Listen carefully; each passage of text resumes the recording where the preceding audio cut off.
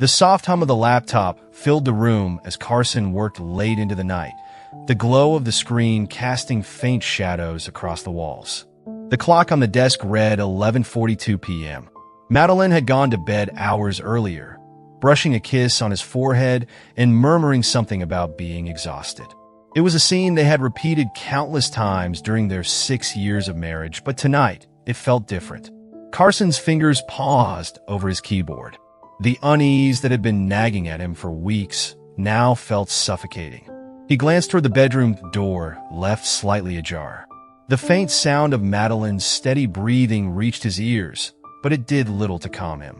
His gaze fell on Madeline's laptop lying closed on the corner of the desk. She had been oddly protective of it lately, even snapping at him earlier that week when he had shifted it to make room for a stack of papers. "It's just work stuff," she had said sharply, her tone defensive. Carson had let it go then, but the exchange kept replaying in his mind. Now, alone in the quiet of the house, his curiosity clawed at him. His rational mind told him to let it go. Maybe she had confidential work documents. Maybe she was planning a surprise for him. Maybe he was overthinking, but his gut said otherwise.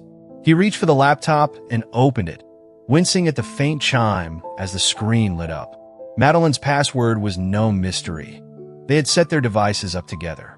He typed it in with trembling fingers. "You're being ridiculous," Carson muttered under his breath. But he couldn't shake the knot tightening in his chest. The desktop appeared, cluttered with folders and documents. For a moment, he hesitated, his fingers hovering over the trackpad. What was he even looking for? He scanned the folder names, most of them mundane: taxes, vacation pics, work notes. But one folder caught his attention: memories. It was tucked into a corner of the screen, as if deliberately placed to be overlooked. The title seemed innocent enough, but something about it felt off. His pulse quickened as he double-clicked it. The folder opened to reveal a grid of thumbnails. At first glance, it seemed harmless, images of trips they had taken together, family gatherings, and holidays. But then he scrolled down. His breath hitched. The thumbnails changed. The photos became more intimate, more graphic. Carson's hand hovered over the trackpad as his stomach turned. In each image, Madeline was with someone else, someone all too familiar. His brother, Andrew. "Jesus Christ," Carson whispered, his voice barely audible over the pounding in his ears. He clicked one of the photos, and it expanded on the screen. Madeline and Andrew were entwined in a way that left no room for doubt. The timestamp in the corner showed it had been taken 6 months ago, around the time Madeline had started acting distant. Carson scrolled through more images, each one more damning than the last. His chest felt tight, his breathing shallow. Then he noticed the files attached to the photos' chat logs. He clicked one. "That was incredible. You make me feel alive in a way he never could," Madeline had written. "I'm just glad we don't have to sneak around forever," Andrew had replied. The bile rose in Carson's throat as he clicked through more messages, each one peeling back layers of lies he hadn't even known existed. But the final message, buried deep in the folder, stopped him cold. "That loser won't come back from his next work trip," Andrew had written. "The hitman's all set. He'll make it look like a robbery gone wrong. Once he's gone, we'll split the insurance and be together. We'll be f***ing rich." Carson stared at the screen, the words burning into his brain. His hands clenched into fists, his knuckles white. For a moment, he couldn't move, couldn't think. The air in the room felt heavy, suffocating. He shoved the chair back, standing abruptly. The noise echoed in the silence, but Madeline's steady breathing from the bedroom didn't falter. She was asleep, oblivious to the chaos unraveling just feet away. Carson paced the room, his mind racing. How had it come to this? The woman he had loved, the brother he had trusted, they had been plotting to end his life. And for what? Money? Lust? His vision blurred as anger and betrayal roared through him. He sank back into the chair, his head in his hands. Images of Madeline's laughter from earlier that evening flashed through his mind. She had stood by the stove, joking about trying a new recipe, her smile warm and inviting. It had been a lie. Every moment, every word, it had all been a performance. Carson forced himself to breathe deeply, his mind sharpening. This wasn't the time to collapse. If they were planning to kill him, he had to act. Now, his eyes returned to the screen. He took screenshots of everything, the photos, the messages, the timestamps. He uploaded them to a secure cloud folder, his fingers moving quickly despite the tremor in his hands. Madeline stirred in the bedroom, and Carson froze. He listened for a moment, his ears straining. The sound of her breathing evened out again, and he exhaled. Sliding the laptop shut, he stood and walked to the kitchen, his movements quiet and deliberate. He poured himself a glass of water, his mind running through the steps he needed to take. He had to move his assets, contact a lawyer, and most importantly, ensure his safety. As he sipped the water, a new clarity settled over him. The betrayal was staggering, but it wouldn't break him. Not yet. If Madeline and Andrew thought they could destroy him, they had underestimated the fight in him. Setting the glass down, Carson turned off the lights and headed to bed. Tomorrow, everything would change. But tonight, he let the darkness envelop him, knowing it would be the last time he faced it unprepared. Carson stood at the counter, pouring himself a cup of coffee. His hand trembled, spilling a few drops onto the counter. He grabbed a paper towel and wiped it up, his jaw tightening as he tried to focus. The images from the night before flashed in his mind again, vivid and sickening. Madeline entered the kitchen, her slippers padding softly on the tiled floor.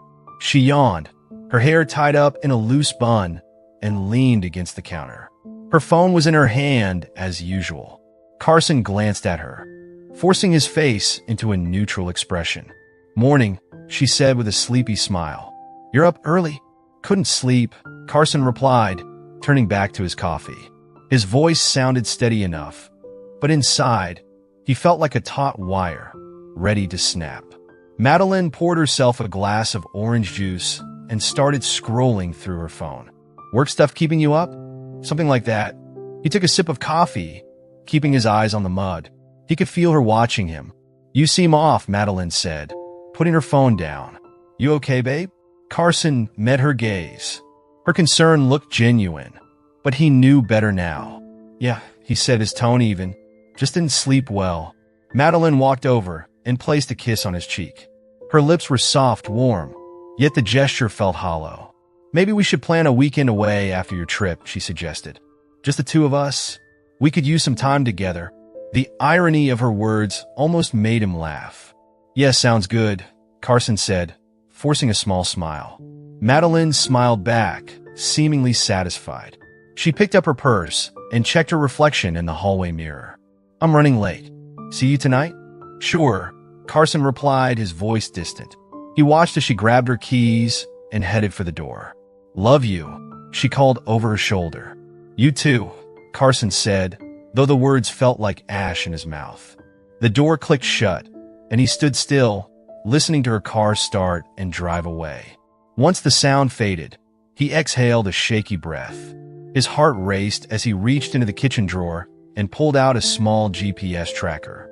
Madeline's purse had been hanging on the back of a chair while she got ready, and he'd slipped it in without her noticing.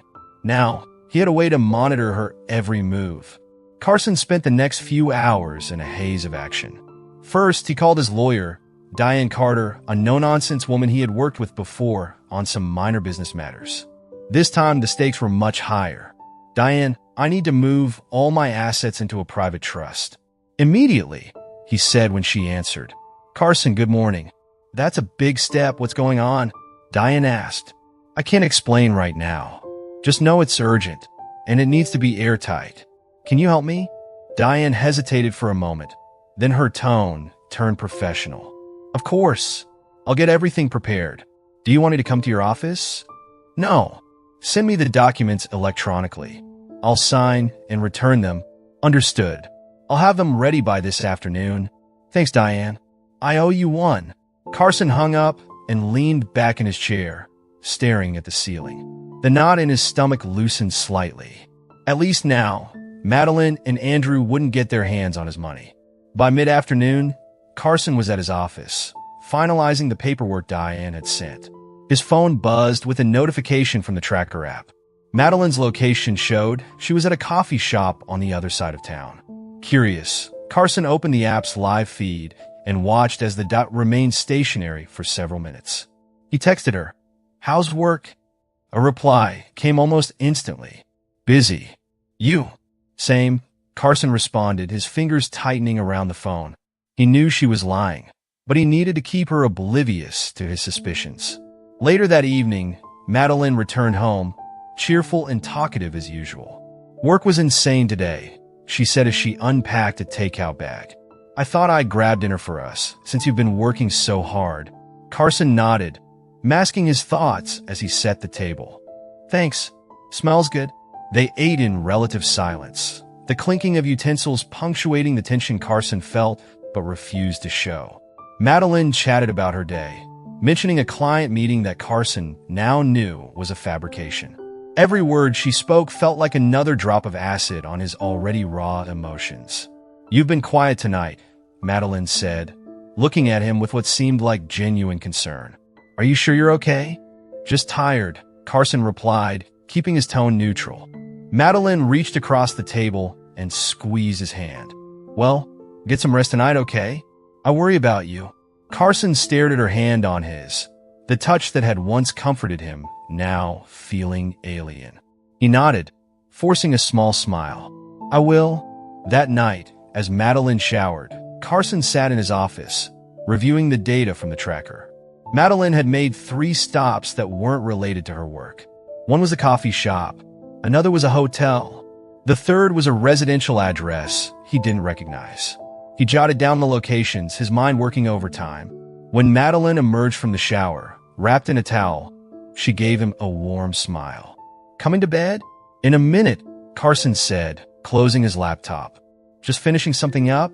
She nodded and disappeared into the bedroom. Carson sat in the quiet of the office, staring at the closed laptop. His plan was taking shape, but every step he took deepened the ache of betrayal. He couldn't let his emotions cloud his judgment now. He had to stay sharp, calculated.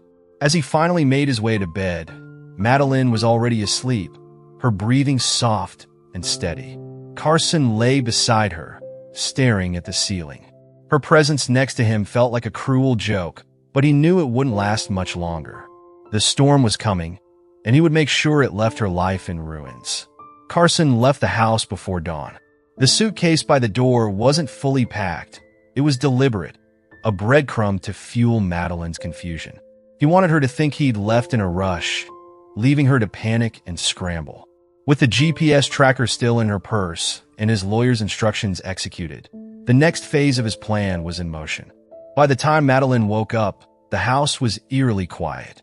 She stretched, glancing at Carson's side of the bed, and frowned. The covers were tossed aside, but he was gone. Padding into the kitchen, she saw his coffee mug still on the counter, half empty, and his suitcase by the door. Something was wrong. "Carson?" she called out, her voice echoing through the empty house. No answer. She grabbed her phone and dialed his number. It rang once before going to voicemail. She tried again with the same result. Madeline bit her lip, anxiety creeping in. Carson always let her know when he left for an early meeting. This wasn't like him. Her phone buzzed in her hand. She snatched it up, but it wasn't Carson, it was Andrew. She hesitated before answering. "Hey," she said, trying to sound casual. "Morning." Andrew's voice was light. "You alone?" Madeline glanced around, lowering her voice. "Yeah, I think so. Carson's gone. His suitcase is here, but he's not answering his phone." There was a pause before Andrew responded, a hint of amusement in his tone. "Really? Interesting. Interesting? It's weird. What if he knows?" Madeline asked, her voice rising slightly. "If he knew, do you think he'd just disappear?" "He's probably sulking somewhere," Andrew replied. "You know how he is?" Madeline didn't respond, pacing the kitchen instead. Her free hand fidgeted with the edge of her robe. "What if he found something? What if—" "Relax," Andrew interrupted. "I'll come over. We'll figure it out." An hour later, Andrew was sprawled on Carson's favorite armchair, his legs casually crossed. Madeline paced the living room, her nerves fraying with each unanswered call to Carson. "He's just gone," she muttered, running a hand through her hair. No, no, nothing. Andrew watched her with a smirk. Maybe he finally grew a spine and left you. Not funny, Andrew, Madeline snapped. If he's gone, this whole thing falls apart. No insurance, no. Calm down. Andrew sat up, leaning forward. If he's gone, it's better for us. No messy divorce. No awkward questions. Maybe the idiot made it easy for us. Madeline shook her head, her pacing increasing. What if he comes back? What if he knows what we've been planning? Andrew's smirk deepened. And does what, Madeline? Cry about it? Carson's always been a coward. If he knew, he wouldn't have left quietly. He'd either confront us or run to the police. And since we haven't seen either, Madeline stopped pacing and stared at Andrew. You're sure? Positive. He leaned back again, his confidence oozing. Besides, I've got a plan. If he does come back, we'll handle it. Madeline hesitated, her fingers curling into fists. I don't like this. Andrew stood and walked over to her, placing his hands on her shoulders. Trust me. You've trusted me this far, haven't you? She nodded reluctantly. I just didn't expect him to vanish like this. It's unsettling. Andrew chuckled. He probably finally realized he's in over his head. Let's not waste time worrying about him. Meanwhile, Carson sat in a small rental car parked 2 streets over. His laptop sat open on the passenger seat, the GPS tracker app displaying Madeline's exact location. She hadn't left the house since Andrew arrived.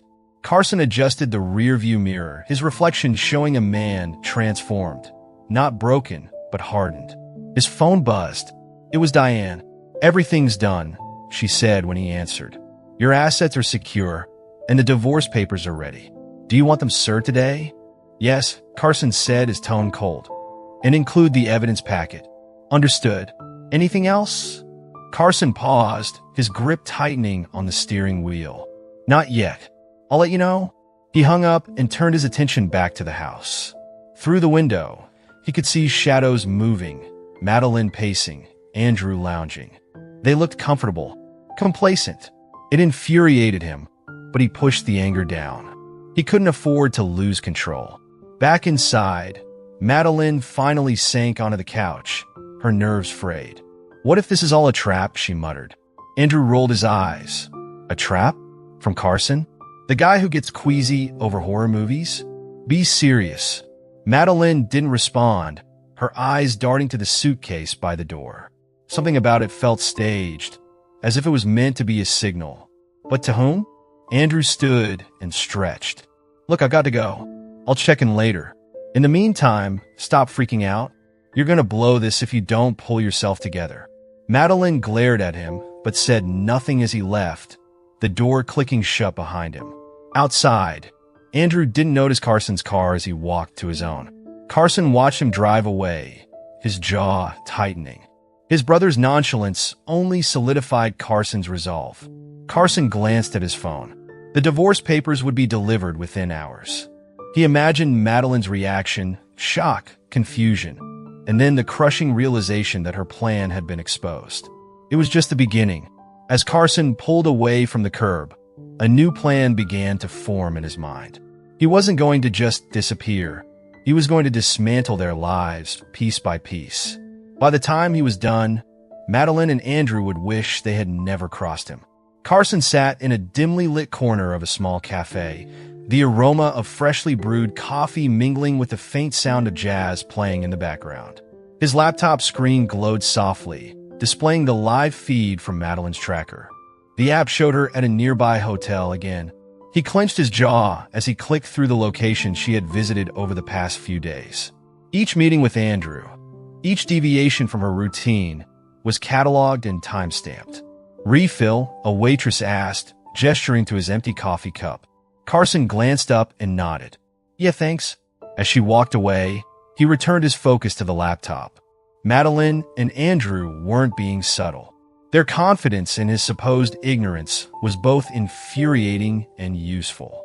They met frequently, their conversations likely filled with laughter and smug reassurances that Carson was none the wiser. His phone vibrated. A notification from the tracker. Madeline had left the hotel and was heading back home. Perfect timing, Carson thought. He had an appointment with the police in less than an hour. At the police station, Carson sat across from Detective Harris, a middle-aged man with a skeptical expression. The small room was plain, the air slightly stale, and the hum of fluorescent lights filled the silence as Carson began explaining. "So, let me get this straight," Harris said, leaning back in his chair.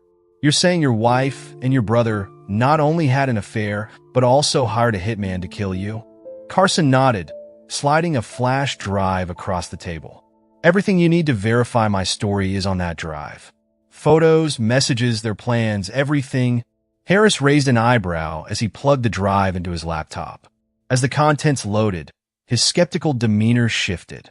Carson sat in silence, watching the detective's eyes widen as he scrolled through the files. "This," Harris said, pausing on a chat log, "this is solid. These messages alone are damning." "There's more," Carson said, his voice steady. "The hitman they hired, I have his name and some details from their conversations. I tracked him through their messages." Harris looked up sharply. "You tracked him?" "I had to," Carson replied. "You don't just sit on your hands when you find out someone's planning to kill you." The detective nodded slowly. "All right, we'll bring this guy in and see if your story checks out. If it does, you'll be hearing from us." Hours later, Carson's phone buzzed with a call from Harris. "We got him," Harris said. The hitman confessed to the whole thing. He was hesitant to follow through and said he'd been second-guessing the job since he agreed to it. "He named your wife and brother as the ones who hired him." Carson let out a breath he hadn't realized he was holding. "What now?" "We need them to incriminate themselves further. If they think their plan is still in motion, they'll get sloppy. That's where you come in." Carson's brow furrowed. "What do you need me to do?" "Disappear," Harris said. "Let them think you're gone, just as they planned. Keep up the facade, and we'll handle the rest." Carson hesitated. The idea of vanishing, even temporarily, felt risky. But it was the perfect way to ensure Madeline and Andrew dug their own graves. "All right," he said finally. "I'll do it." Back at his temporary apartment, Carson worked late into the night, meticulously laying the groundwork for his next move. He monitored Madeline's tracker and recorded every suspicious location she visited. The police were watching too, but Carson couldn't rely on them alone. He had to ensure nothing slipped through the cracks. He created fake emails and messages, planting seeds of doubt and confusion. Using a burner phone, he sent Madeline cryptic texts from an anonymous number. What would Carson think of this? He imagined the panic on her face as she read the messages. It wasn't about tormenting her, yet, but about keeping her on edge, forcing her to make mistakes. Meanwhile, Madeline and Andrew were oblivious to the tightening noose. At her kitchen table, Madeline sat across from Andrew, her face pale and her fingers fidgeting with her coffee cup. "It's been days," she said, her voice barely above a whisper. "What if someone's onto us?" Andrew rolled his eyes, leaning back in his chair. "No one's onto anything. Relax. Carson's probably halfway across the country, crying into a beer somewhere. You're too calm about this," Madeline snapped. "What if he comes back? And what's he going to do? Write us a strongly worded letter?" Andrew scoffed. "He's gone, Madeline." The plan worked. Madeline didn't respond, her gaze dropping to her cup. She wanted to believe Andrew, but something didn't feel right. Carson watched the scene unfold through the GPS data and surveillance footage he had rigged near the house. Their arrogance was staggering. Andrew, ever the smug opportunist, lounged comfortably in Carson's home as if it was already his. Madeline, though nervous, still clung to the belief that Carson was out of the picture. His phone buzzed again. Another message from Detective Harris. "We got them on wiretaps. They're slipping up. Keep laying low." Carson smirked. The trap was working better than he'd anticipated. Days turned into a week, and the pressure on Madeline and Andrew began to mount. Carson continued feeding the police updates and kept tabs on every move they made. He crafted scenarios in his mind, imagining how it would all come crashing down. Late one night, as he sat in his darkened apartment, he recorded a video message. It wasn't for the authorities or his lawyer. It was for Madeline and Andrew. A parting gift for when the dust settled. "Madeline, Andrew, he began, staring into the camera. You thought you could outsmart me. You thought I wouldn't fight back. But you underestimated me. And now, you'll pay the price. He saved the video and leaned back, the weight of betrayal still heavy on his shoulders, but tempered by a growing sense of justice. The trap was set, and the endgame was near. The living room was eerily silent, save for the ticking of the wall clock. Madeline sat on the edge of the couch, staring at her phone. Her calls to Andrew had gone unanswered for 2 days. Her once perfect plan was unraveling, and she was beginning to feel the consequences of their betrayal. The knock on the door startled her. Madeline hesitated, her nerves fraying. For a moment, she thought it might be Andrew, finally coming to reassure her. But when she opened the door, 2 uniformed police officers stood on her porch. "Mrs. Carter?" the taller officer asked. Madeline nodded, her throat dry. "Yes, we have a warrant to search the premises. Please step aside." "What? Why?" Her words faltered as they stepped in, one of them handing her a piece of paper. "We're conducting an investigation related to a criminal conspiracy," the officer said, his tone firm but polite. Madeline's heart raced. "There must be a mistake. I don't know anything about." "Please stand over there, ma'am," the other officer interrupted, pointing toward the kitchen. Madeline obeyed, frozen as the officers began searching her house. They moved with precision, confiscating laptops, phones, and even rifling through paperwork in the home office. Her mind spun. Who tipped them off?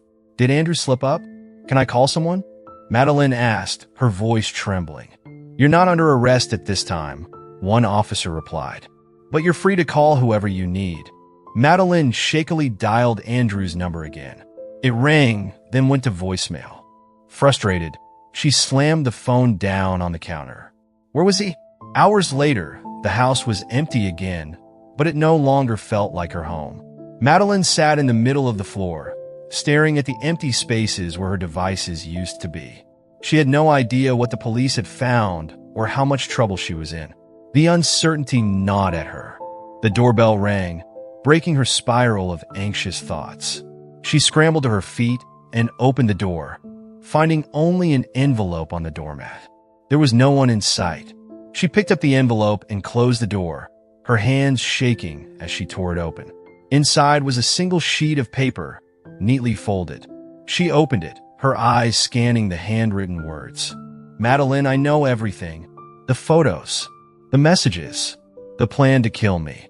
I've left you with nothing, not a single dollar, not a shred of dignity.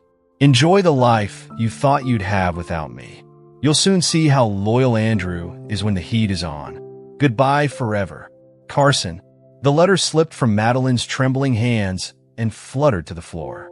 She stumbled backward, her legs giving out beneath her as she collapsed onto the couch. Her mind raced as the weight of Carson's words sank in. "No," she whispered. "This can't be happening." She grabbed her phone and called Andrew again. Voicemail. Desperation clawed at her. She tried 3 more times, each call ending the same way. On the 4th attempt, she screamed into the phone. "Andrew, answer me. The police were here. They know. Carson knows. Where are you?" She hung up and hurled the phone across the room, watching as it bounced off the wall and landed with a thud. Tears streamed down her face as she curled up on the couch, her mind replaying the betrayal Carson had uncovered. Meanwhile, Andrew was holed up in a dingy motel on the outskirts of town. His nerves were shot, and his hands shook as he poured whiskey into a plastic cup. His phone buzzed on the nightstand, Madeline's name lighting up the screen again. He let it ring. "Crazy bitch," he muttered, taking a swig of the whiskey. He wasn't stupid. The police raid was too close for comfort, and he wasn't about to go down for Madeline's mess. He had already started withdrawing his share of their savings and planning an escape. Madeline could fend for herself. As he finished his drink, there was a knock at the door. His heart leaped into his throat. He set the cup down and approached the door cautiously. "Who is it?" he called out. "Room service," a voice replied. Andrew frowned. He hadn't ordered anything. He opened the door a crack, only to see 2 officers standing there. "Andrew Carter?" one of them asked. Andrew's face paled. "Yeah, You're under arrest for conspiracy to commit murder. Step outside, please. Back at the house, Madeline was startled by the sound of tires screeching outside. She jumped to her feet and peered through the window. A black car she didn't recognize was parked at the curb. The driver's side door opened, and a man stepped out. Her breath caught in her throat when she recognized Carson. He looked different, calm, composed, and utterly indifferent to her. She flung the door open and stepped outside. "Carson, what the hell is going on? Why are the police?" Carson held up a hand, silencing her. "Save it, Madeline. I know everything." Her face crumbled. I can explain. Please, just let me." "You don't get to explain," Carson said, his voice cold and cutting. "I gave you everything, Madeline. I trusted you. And you repaid me by sleeping with my brother and plotting to have me killed." Tears streamed down her face. "I made a mistake. Please, Carson. I was confused." "You weren't confused when you sent those messages. You weren't confused when you took those photos. You knew exactly what you were doing." Madeline fell to her knees on the front porch, sobbing. "Please, I'll do anything. Just don't leave me like this." Carson stared at her, unmoved. "I already did." He turned and walked back to his car, leaving Madeline crumpled on the porch, her cries echoing into the night. As he drove away, he felt an odd sense of closure. He had reclaimed his life, and Madeline and Andrew were finally facing the consequences of their actions. Andrew sat in the cold, stark interrogation room, his hands cuffed to the metal table.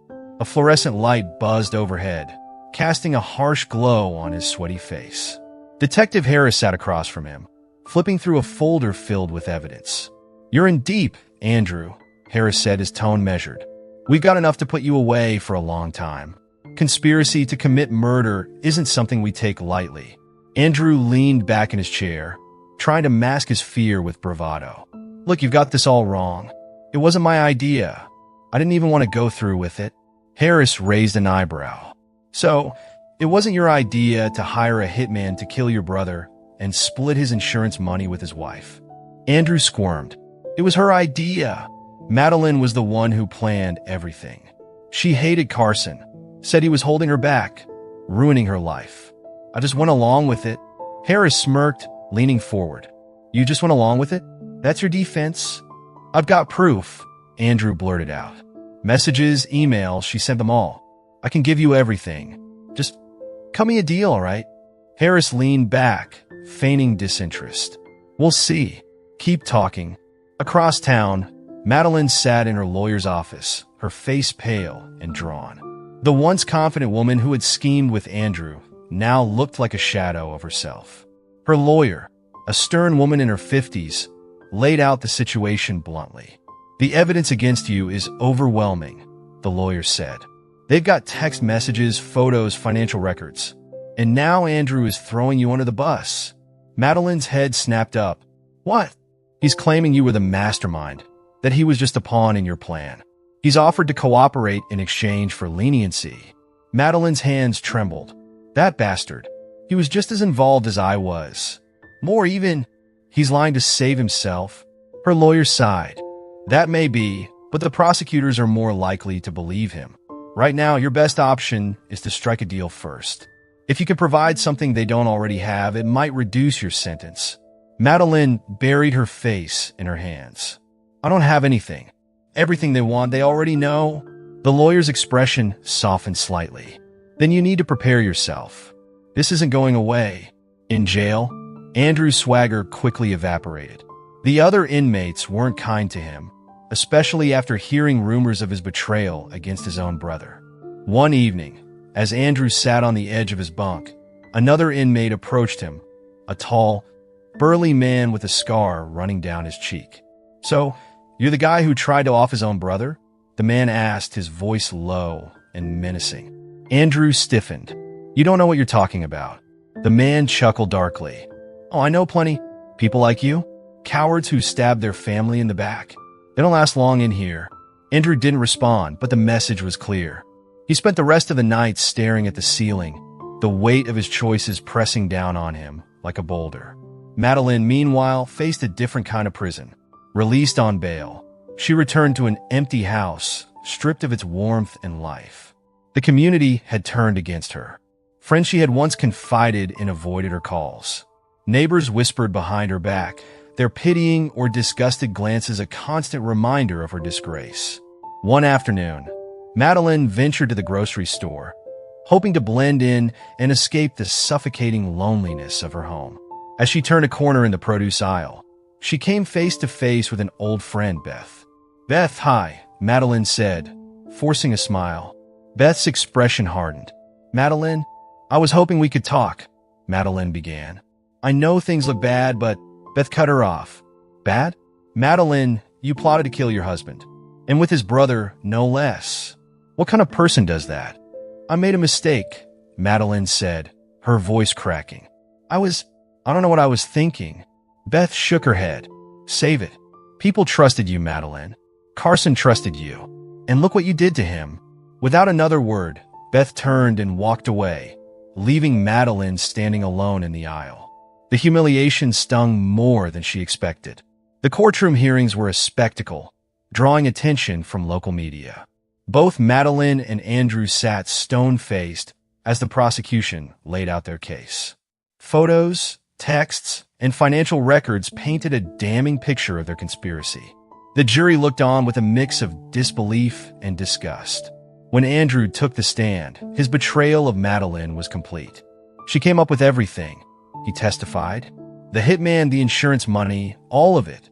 I was stupid enough to go along with it." Madeline glared at him from the defense table, her nails digging into her palms.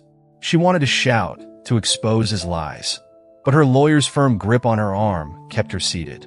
When it was Madeline's turn, she tried to play the victim. "Andrew manipulated me," she said, her voice trembling. "He made me believe we had no other option. I regret everything," but the evidence spoke louder than her words. The jury wasn't swayed. The sentences came swiftly. Andrew received 15 years, his cooperation earning him a slight reduction. Madeline, deemed the instigator by the court, was handed 20. As the judge read her sentence, Madeline's vision blurred, her mind struggling to process the reality of her fall from grace. As they were led out of the courtroom in cuffs, Madeline and Andrew exchanged one last look. There was no love or loyalty left, only resentment and blame. In his new life far away, Carson watched the news coverage of the trial with a sense of closure. He didn't smile or gloat. There was no joy in seeing the people he had once trusted destroyed. But there was satisfaction in knowing justice had been served. He turned off the TV and stepped outside, breathing in the fresh air. For the first time in months, the weight on his shoulders felt lighter. The life he had built was gone, but a new one awaited him, free from the shadows of betrayal. The park was alive with the colors of fall, golden leaves drifting lazily to the ground, children laughing in the distance, and the faint sound of a saxophone played by a street performer near the fountain. Carson sat on a bench, the warmth of the autumn sun on his face. For the first time in years, he felt something resembling peace. Beside him sat Elena, her brown hair swept up in a casual ponytail, her soft scarf fluttering in the breeze. She glanced at Carson as he sipped his coffee, his eyes lost in thought. "What are you thinking about?" Elena asked, breaking the comfortable silence between them. Carson turned to her, the ghost of a smile on his lips. "How strange life is. A year ago, I thought my world had ended. And now, here I am, sitting in a park with someone who actually makes me want to try again." Elena smiled, a mix of warmth and understanding. "That's a good thing, isn't it?" "It is," Carson said, though his voice carried a hint of hesitation. Elena noticed, but he chuckled softly, shaking his head. "It's not that simple. After everything that happened, trusting someone, anyone, feels like walking a tightrope without a safety net." Elena nodded, her expression serious now. "I get that. After my divorce, I felt the same way. My ex he wasn't who I thought he was. It took me a long time to stop blaming myself for not seeing it sooner." Carson studied her face, noting the way her eyes softened when she spoke of her past. "How did you do it?" "Move forward." She shrugged, looking out at the park. "Time helped, But it wasn't just that. I had to remind myself that what he did says more about him than it does about me, and that I deserve happiness, even if it takes a while to find. He nodded slowly, her words sinking in. It sounds simple when you put it like that, but living it feels like a whole different game. It is, she admitted. But you don't have to do it alone. Carson looked at her, his gaze lingering. Do you think you'll ever trust again? Her smile was bittersweet. I think I already am. With you? Their first meeting had been unremarkable in the best way. A few months ago, Carson had reluctantly joined a support group at the suggestion of his therapist. The group met in the basement of a community center, a circle of strangers sharing stories of heartbreak and betrayal. Elena had been there too, her voice steady as she recounted her own struggles. Carson had been struck by her honesty. She didn't sugarcoat her pain, but didn't let it define her either. After the meeting, they'd exchanged polite words over coffee, discovering a shared love for photography and long walks. From there, a tentative friendship blossomed, built on mutual respect and a cautious willingness to open up. They started meeting outside the group, first for coffee, then for walks in the park.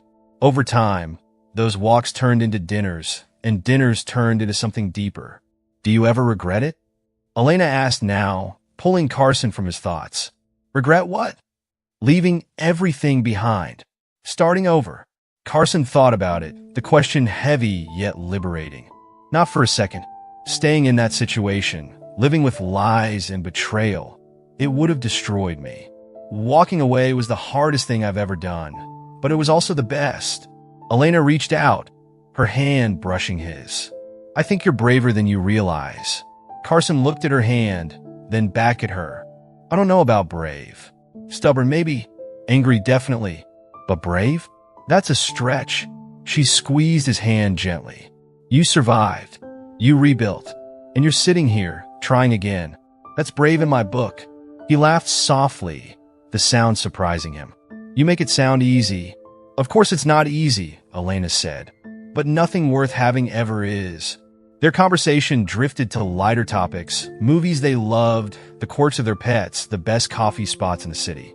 As they talked, Carson felt the walls he'd built around himself start to crumble, piece by cautious piece. At one point, Elena pulled out her phone, scrolling through photos. I took this last weekend, she said, showing him a shot of a sunrise over a misty lake. I thought it might be nice to use as a screensaver or something. Carson studied the photo, impressed. You took this? It's incredible. She blushed slightly. It's just a hobby. Nothing professional. You have an eye for it, he said earnestly. It's beautiful. Thanks.